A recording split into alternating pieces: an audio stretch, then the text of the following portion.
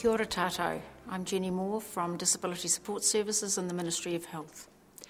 Earlier today I spoke to Phil Lavelle, who has come to New Zealand to assist us with the introduction of local area coordination. Phil has had 20 years of experience with local area coordination, or LAC, in both Western Australia and Queensland. As we talked today, we talked about New Zealand having closed its large institutions for disabled people, and that now there are services provided in the community. But also that disabled people have said that even with those supports in the community, they at times don't feel as if they are citizens living and being supported in their own communities. And how they've also told us that they would like more choice, more control, and more flexibility in the supports that they can access so that they can live their own lives. The Ministry of Health has developed a new approach, a new model, a new way to support disabled people to live their own lives. And in this year, 2011, we've started a demonstration of various aspects of that model in the Western Bay of Plenty. And key to that demonstration is local area coordination, or LAC. Phil, can you tell us what this LAC approach is? What's its essence? What's at the heart of it? Local area coordination is an approach to work with families and people with disabilities and communities. It really focuses on developing and working with families and a person with a disability to develop a good life for themselves. It's at the heart of the program is developing positive and trusting relationships with people. So in a sense, going on the journey with them, walking alongside them. And we're trying to support them to be more self-determining in their approach and have more choices in their life. So we will have local area coordinators working in the demonstration here in Tauranga. And the local area coordinator works with families, so they meet families regularly. They talk about their needs for support, their aspirations for the future. And in a sense, it's developing a vision for the future with families and people with disabilities. But of course, when people work with individuals and families, it's about developing a strong relationship. That relationship takes time to build. So the local area coordinator will have regular contact with that family person or that person with a disability. So in defining a future and having a vision for the future is about how we connect with our communities. So many families and people with disabilities often get disconnected from community for a whole range of reasons. And that may be the caring role that the family have to provide, and the requirements of doing that often disengage them from community. And we all know in our own lives the community is so important. It's where we develop friendships. It's where we have connections. It's where we share our humanity, in a sense, with others. So the LAC then looks at the needs or the aspirations of that individual and assists them to reconnect with people that are meaningful. So we have what we call a very strength-based approach in the way we work, and that is focusing on people's gifts and strengths, not on their deficits, not on their disability, but what gifts they can bring to community. And then we work closely with communities in terms of getting to know community well, getting to know key people in that community, and supporting people to link with others and share their gifts with others. For example, it may be a person who has a gift around or has a real interest in fishing, for instance. So they would work with the fishing club and find someone from that fishing club to be involved in their life and support them to be involved in their passion, which is fishing.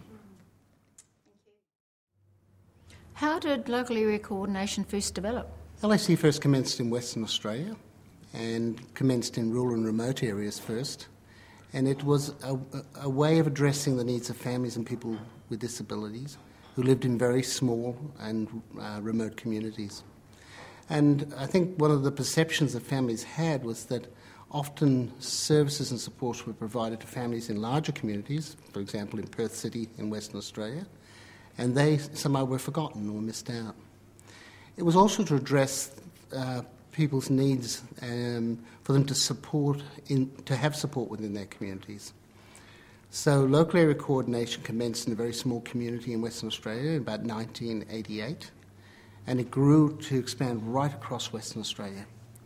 And with that particular program that was running in our state has been evaluated many, many times, and we've had very, very positive feedback from families and people with disabilities and communities about the way they've been supported to get a good life and develop a good life for themselves. It later was expanded to Queensland, where I now live. We have 53 local area coordinators that work from the very top of Queensland right through to the bottom, and they work in small, rural and remote communities.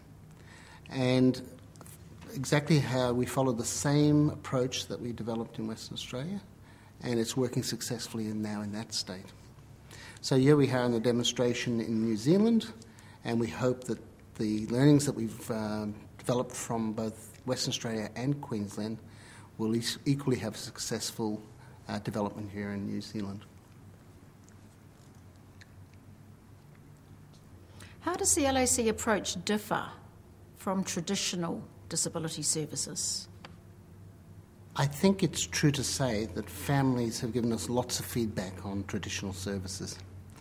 And I think one of the things that families have often said about traditional approach in service delivery is that often they have to fit what is that service is providing.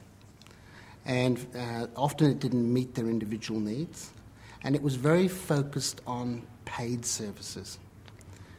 And I think the real distinction between local area coordination and traditional type service delivery is that this really focuses on going on a journey with the individual and or their family. And it's really about connecting people in a very natural, normal way. So we often refer to the supports that we're working with as natural supports.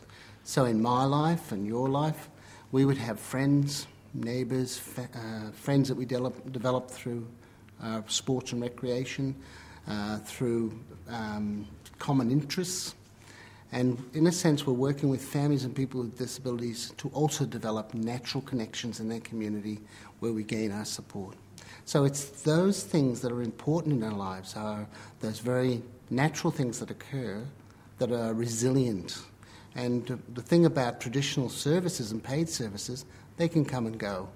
And we know, and families keep telling us, that we have a churn factor in a sense of staff starting, getting to know us, and then they disappear out of our lives. What we're trying to do here is to establish real connections that are enduring and ongoing.